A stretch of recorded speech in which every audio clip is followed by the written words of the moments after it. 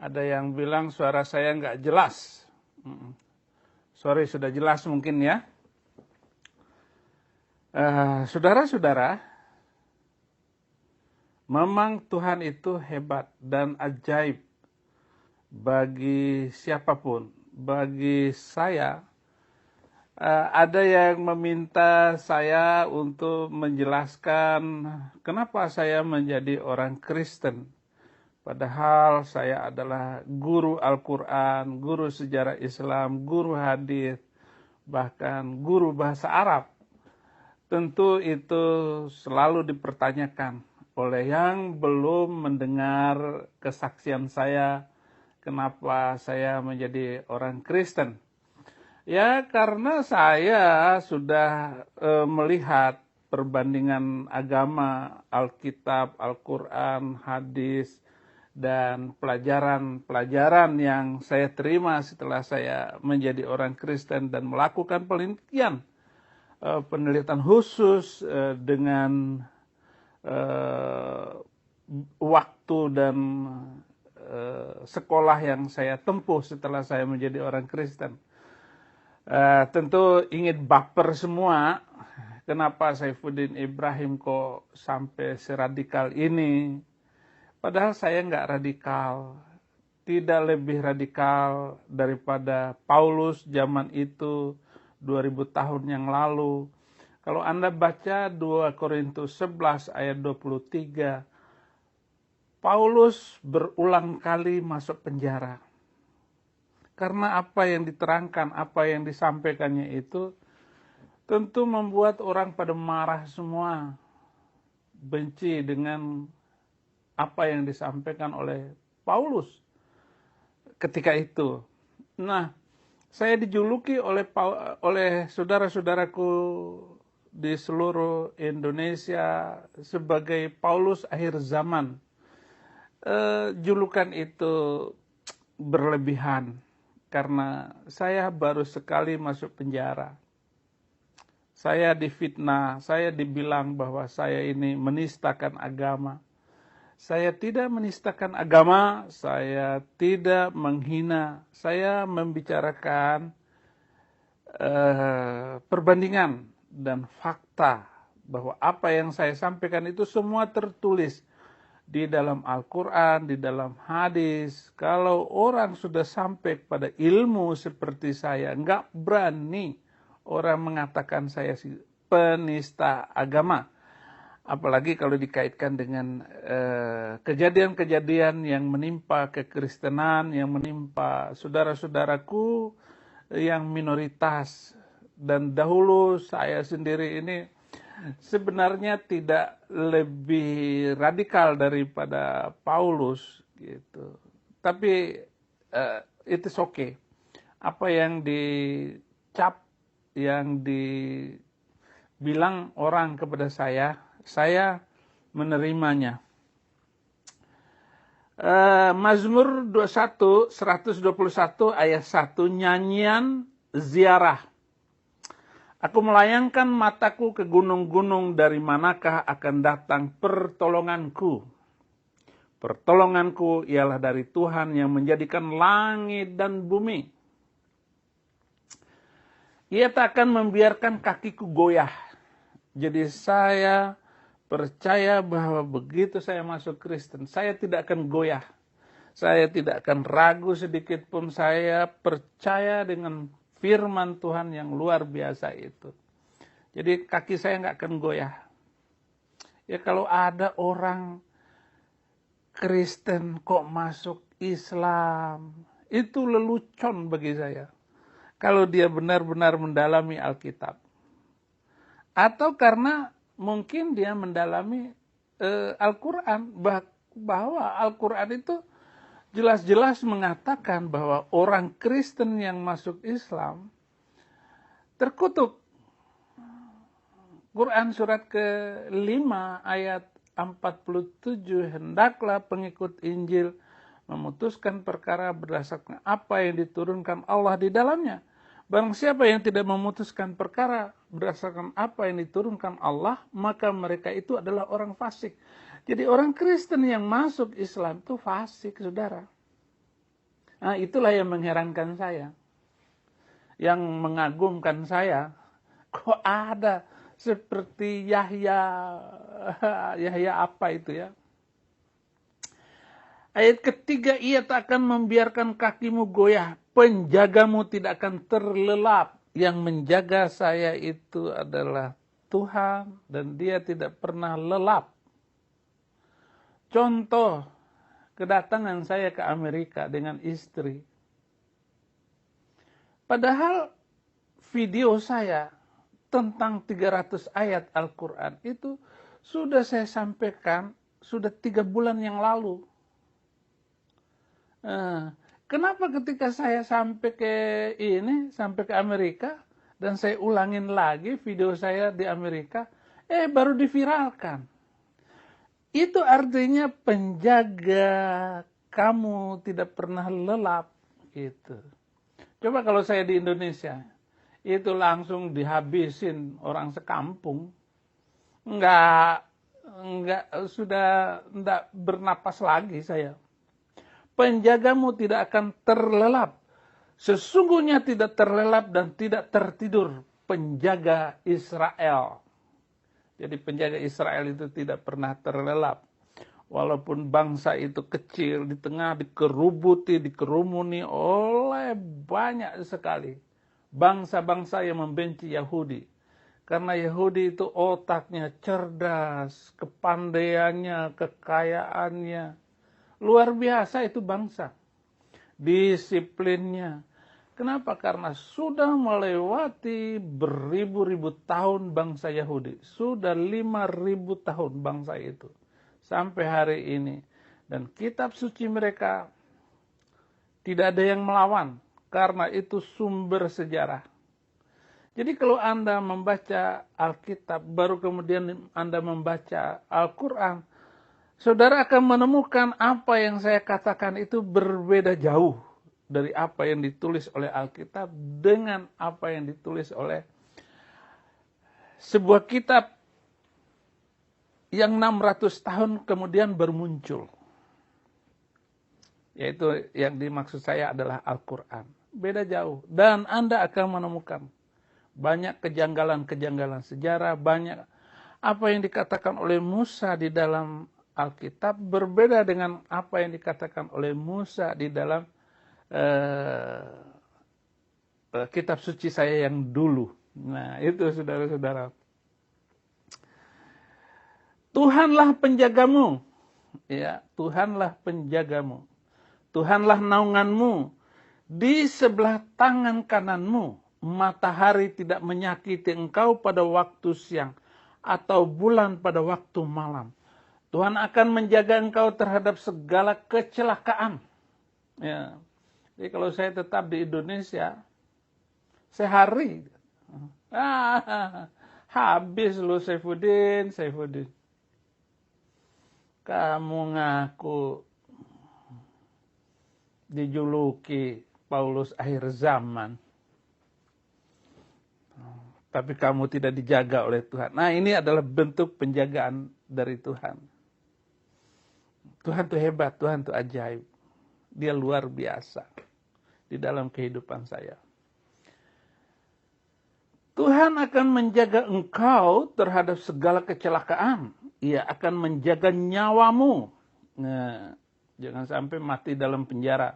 Tuhan akan menjaga keluar masukmu dari sekarang sampai selama-lamanya. Jadi Tuhan akan menjaga kehidupan saya selama-lamanya. Nah, ini yang luar biasa, saudara-saudara. Kehebatan Tuhan di dalam kehidupan saya sebagai orang yang baru percaya. Ya, bukan baru, sudah 15 tahun menjadi orang Kristen. Saya terima Yesus 4 Maret 2006. Dan pada tanggal 2 Maret saya terbang ke Jakarta, ke Amerika. 4 Maret saya khutbah memperingati ulang tahun terima Yesus. 4 Maret 2022. Saya terima Yesus 4 Maret 2006. Pas sudah. Oh, tidak bisa dibayangkan. Kalau saya waktu itu jadi ada di Indonesia, habis. Nah, saya perkirakan itu adalah kekuatan Tuhan. Itu penjagaan Tuhan. Nah, saudara-saudara, saya tidak bisa berkhianat kepada pewahyuan dan pernyataan Tuhan dalam hidup saya. Saya harus ngomong. Saya harus berbicara seperti itu. Dan Tuhan sudah bilang sama saya bahwa ikut Yesus itu akan menderita. Dan saya sudah melihat jauh sebelumnya bahwa saya akan mengalami banyak penderitaan. Saya bilang sama Tuhan, masa menderita terus jadi orang Kristen, Tuhan? Ya, saya bilang begitu. Sekarang mulai lagi. Bagaimana kesulitan yang dipikirkan itu makin menantang hidup saya. Tetapi bagi saya percaya kepada Yesus Kristus. Dialah penjaga hidup saya. Ayat 1 Mazmur 1, saudara. Berbahagialah orang yang tidak berjalan menurut nasihat orang fasik, yang tidak berdiri di jalan orang berdosa, yang tidak duduk dalam kumpulan pencemooh. Berbahagialah saya. Saya akan berbahagia, katanya. Karena saya tidak bersama dengan para pencemooh. Saya selalu mengatakan kebenaran. Dan saya tidak berjalan berdasarkan nasihat orang fasik, orang busuk. Orang busuk itu adalah orang yang dari Kristen masuk Islam. Gak mungkin saya ikutin nasihat Yahya Waloni. Itu fasik. Ulaika humul fasikun. Itulah orang fasik. Kata Al-Quran. Dan saya tidak berdiri di jalan orang berdosa. Kalau jalan-jalannya pojok-pojok jalan itu ada mabok-mabokan, saya tidak akan lewat, tapi saya tutup kaca mobil. Itu cara Tuhan bagi saya untuk memuliakan Dia. Orang boleh menghina saya. Kalau saudara mau tahu, nanti masih beberapa hari lagi baru saya ngomong.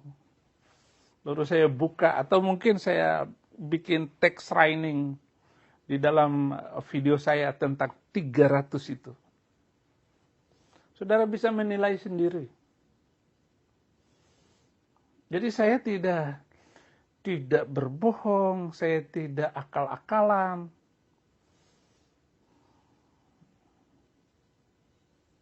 Ya ampunilah saya lah. Kalau saudara semua menganggap saya bohong. Karena saya sudah hidup di dalam keyakinan itu.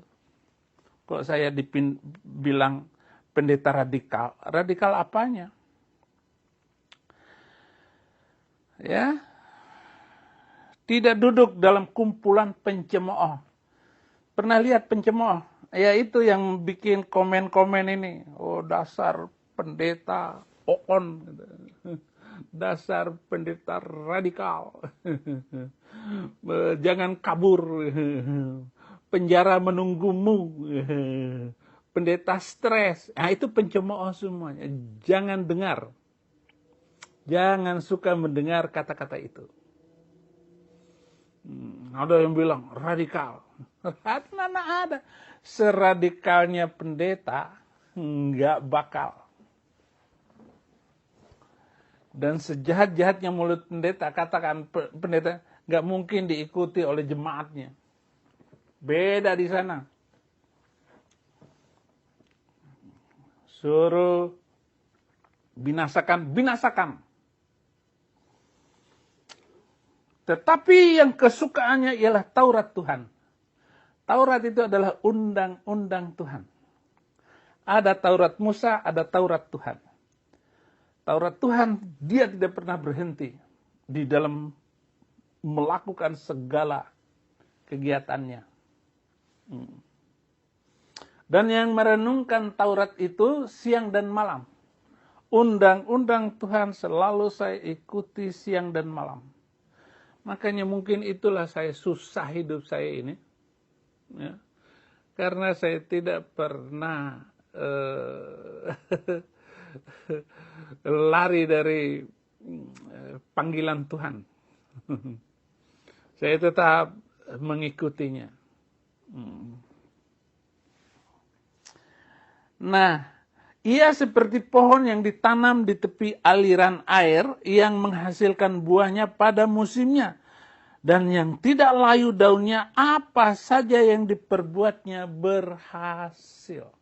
Jadi orang yang merenungkan Taurat Tuhan itu seperti pohon yang ditanam di tepi sungai. Dia buahnya luar biasa, tidak pernah berhenti dan selalu pada musimnya menghasilkan. Daunnya tidak pernah layu. Paling layu ya sedikit. Kenapa? Karena dia di tepi aliran sungai. Beda dengan di Arab sana. Wah, nggak ada pohon. Ya, ya, nggak ada pohon. Bukan demikian orang fasik, mereka seperti sekam yang ditiupkan angin. Seperti orang fasik tidak akan tahan dalam penghakiman. Jadi orang fasik itu kalau di ini nggak tahan. Tetapi kekuatan duit bisa melepaskan Yahya Woloni 7 bulan tuntutan, 5 bulan vonis hakim bebas potong tahanan. Inilah hebatnya hukum di Indonesia. Padahal Yahya Woloni bilang bahwa Alkitab itu bukan saja palsu, tapi bohong. Enak sekali. Si Yahya Woloni yang baru masuk. Ya memang sama masuknya. Dia masuk Islam, saya masuk Kristen. Hampir bersamaan waktunya. Saya nggak tahu bulan berapa Yahya Woloni masuk Islam. Tapi saya jelas, saya sebut 4 Maret 2006 terima Yesus.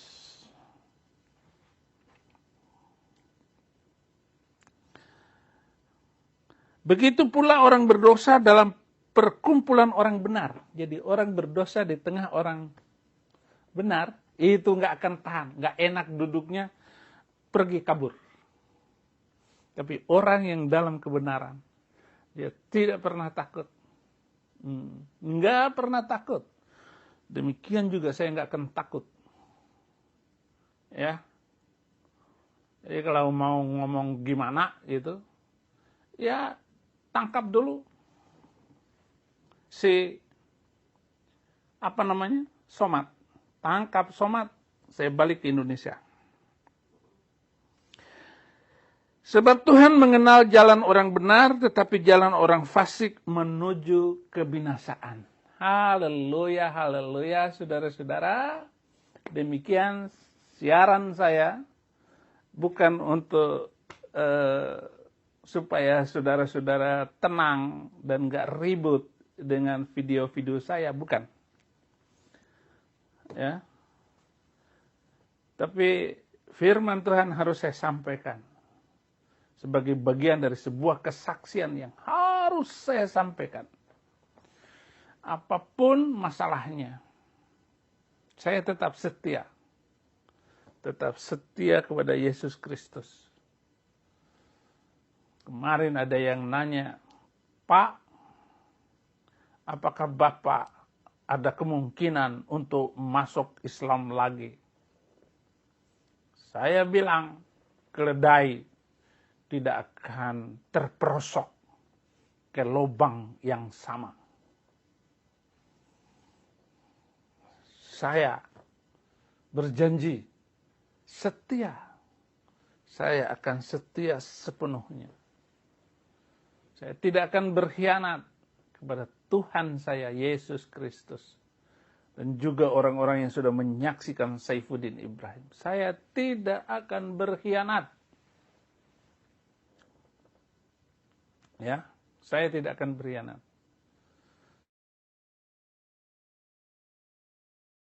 Pimpin saya.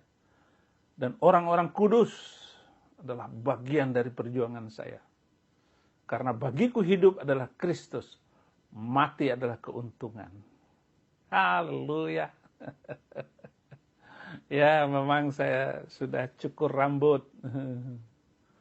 Wah, cepat sekali larinya ini. Donasi. Ya, bagus. Donasikan kepada saya yang lagi kesusahan.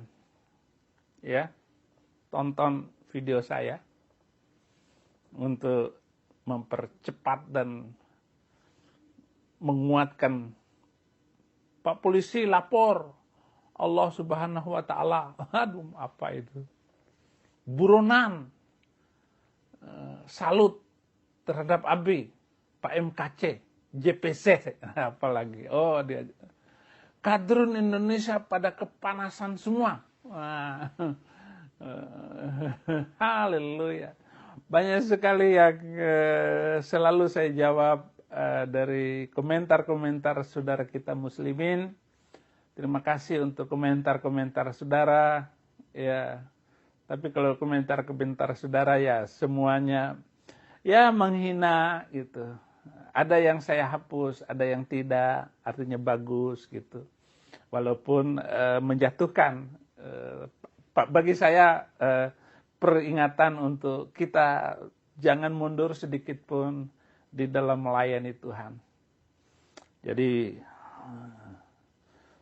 jangan lelah bekerja di ladangnya Tuhan. Jangan lelah bekerja di ladangnya Tuhan. Nah, itu lagunya.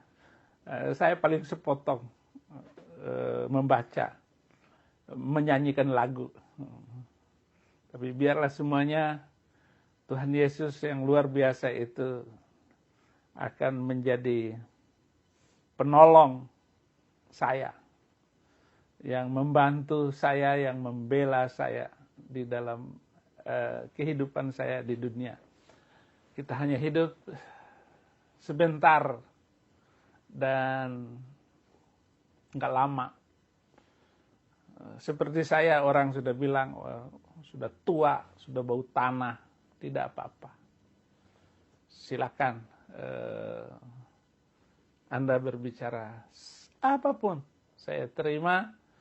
Karena Yesus itu bukan saja diejek dan dihina, bahkan dia dipaku di atas kayu salib.